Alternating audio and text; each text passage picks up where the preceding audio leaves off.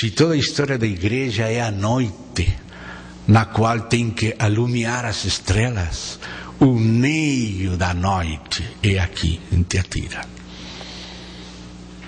Então, ouçamos o diagnóstico do Senhor daquela época, cujos efeitos ainda estarão presentes em muitas pessoas até a segunda vinda de Cristo. E muitas pessoas serão achadas nos estados que são descritos aqui. Tenho, porém, contra ti. Estou agora no verso 20. Obras, era tempo de obras, tempo de serviço cristão, dos cristãos é que vem o cuidado dos peregrinos, o cuidado dos presos, o cuidado dos pobres, os hospitais, dos enfermos, cemitérios. As pessoas queriam cuidar e até haviam aprendido que o que eles fizessem a um pequenininho do Senhor era feito ao próprio Senhor. Mas o Senhor não está bravo por causa das boas obras. Mas acontecia algo com as pessoas que queriam servir a Deus de coração sincero, mas toleravam aquele sistema misturado com fornicação espiritual e com idolatria. Que retrato tão exato da época, da parte do Filho de Deus. Tenho, porém, contra ti o tolerares, que essa mulher, Jezabel, que a si mesma se declara profetisa, não somente ensine, mas ainda seduza os meus servos a praticarem a prostituição e a comerem coisas sacrificadas aos ídolos. Que diagnóstico! Ele usa a figura de Jezabel. Houve uma Jezabel no Antigo Testamento. Houve uma Babilônia no Antigo Testamento. Houve um cativeiro do povo na Babilônia no Antigo Testamento. Mas também o Novo Testamento nos fala de um mistério Babilônia. Nos fala de uma mulher prostituta.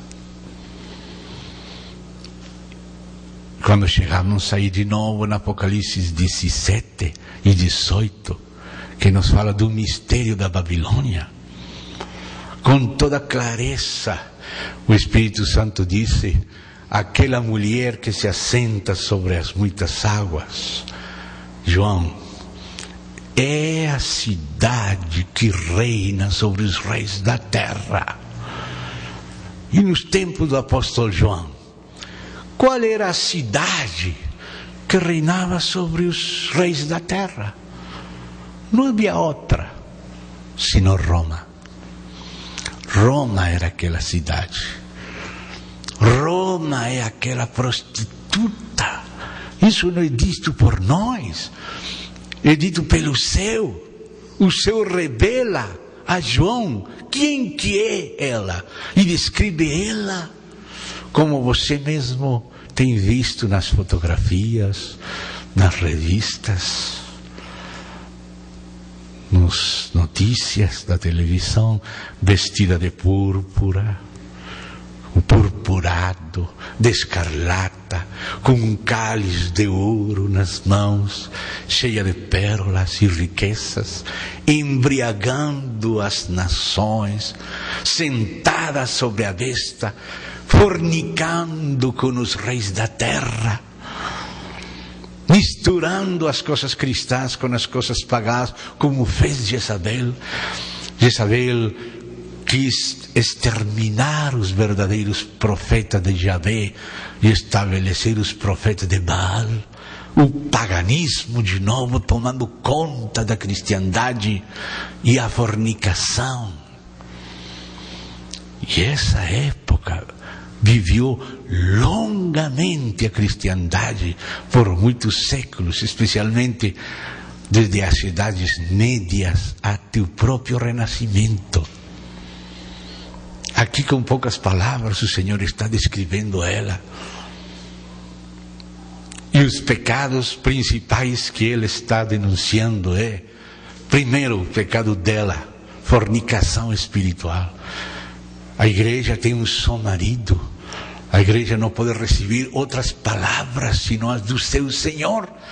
Mas se ela está vendendo-se aos reis da terra, casamentos concordatos, mistura de religião com política e dinheiro, elites somente se codeando com os grandes da terra nos palácios, isso para o Senhor é fornicação. E existe fornicação sexual, que é tipologia da fornicação espiritual. E essa época está retratada claramente neste verso que acabamos de ler, verso 20. Fala de idolatria. E o pior disso é que ela se engrandece a si mesma. Ela se diz ser profetisa, como aquela Babilônia que vamos ler no capítulo 17 e 18, que esta mesma Jezabel disse: eu estou sentada como reina e nunca serei viúva.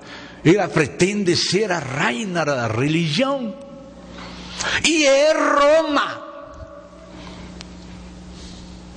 Não digo eu, disse o próprio Apocalipse, é Roma.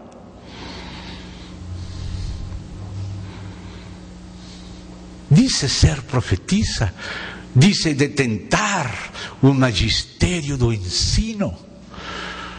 E até os próprios amantes de Deus, fiéis, que queriam servir a Deus, toleravam essa mulher denunciada por Deus, que disse ser profetisa, mas ensina fornicação espiritual e idolatria. E paganismo misturado com coisas cristãs. E esse tolerar não foi aprovado por Deus. Porque o Senhor disse: tenho contra ti, contra aqueles santos medievais. O Senhor disse: não concordo com vossa tolerância com esse clericado infiel.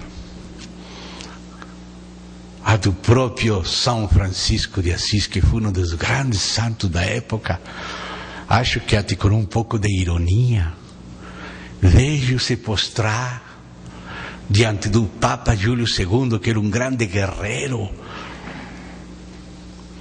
e pediu permisso para o Papa lhe conceder a permissão de obedecer o Evangelho. Acho que era a ironia de São Francisco de Assis, pedir permissão ao Papa para obedecer o Evangelho. Como se está dizendo: Senhor Papa, você quer ter toda a autoridade, mas ninguém pode obedecer o Evangelho se o próprio Papa não permite. E ele se submeteu ao Papa, se inclinou ante Júlio II, e Júlio II foi muito inteligente, porque já um pouco antes dele, outros como Pedro de Bruis, Henrique de Lausana, Arnaldo de Brescia, pré-reformadores, Savonarola, homens de Deus, que não foram tolerados pelo clericado, foram perseguidos, os valdenses, os petrobricianos, os pobres de Leão. E como o próprio Papa Inocêncio III fez uma cruzada contra os albigenses, contra os evangélicos da época antes da reforma, que são aludidos aqui nesta carta Tiatira. Então eles viram que, como eles não concederam permissão de obedecer a Bíblia àqueles pobres, eles se independizaram do sistema e tiveram que matar e perseguir a eles, mas eles se multiplicavam clandestinamente. O Papa Júlio II, quando viu a Francisco de Assis pedindo permissão para obedecer, lhe concedeu permissão. E então surgiram os chamados irmãos menores. Que ironia! de São Francisco. Começou a falar dos irmãos menores da terceira ordem. Já não se vestia como o Papa, senão com aqueles sacos de batata e com aquelas cordas, descalços, servindo ao povo. E foram estas minorias que guardaram a Europa para a cristiandade, porque o escândalo da cima era terrível. Mas o Senhor não concordou com a tolerância com aquele sistema. O Senhor disse aqui: tenho, porém, contra ti o tolerares. Que essa mulher, Isabel, que a si mesma se declara profetisa, não somente ensine, mas ainda seduza os meus servos. Ou seja, que o Senhor teve